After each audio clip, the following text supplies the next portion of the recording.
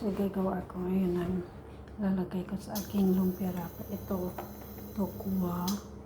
Tapos mix na carrots at saka sweet potato. Kasi magkasing kulay sila. Tapos ito yung giniling ko na pork. And then, isang more cubes garlic, onions. Saka may ito white pepper. Saka oyster sauce. Gamit tayo ng olive oil. Simple lang. Isa yung garlic. Ito, sibuyas.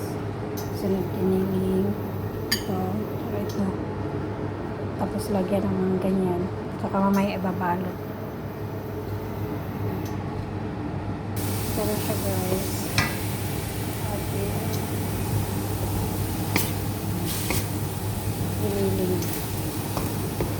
Tapos bali, isa ko lang ito na parang mag-brown siya. Saka ko lagay itong carrots.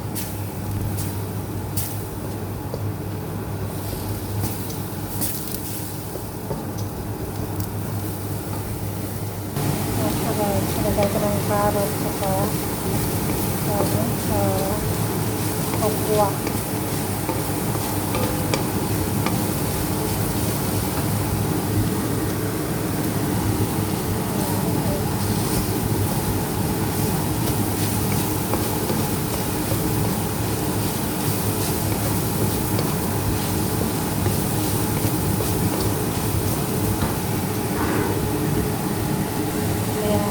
Oyster sauce.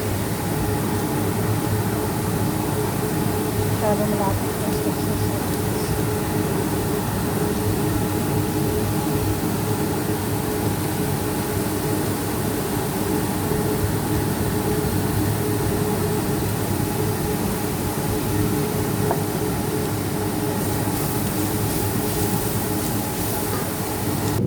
Ito na siya guys. Nilipat ko siya sa pawaling ng stick pan kasi ito may bigit dun sa isang stainless.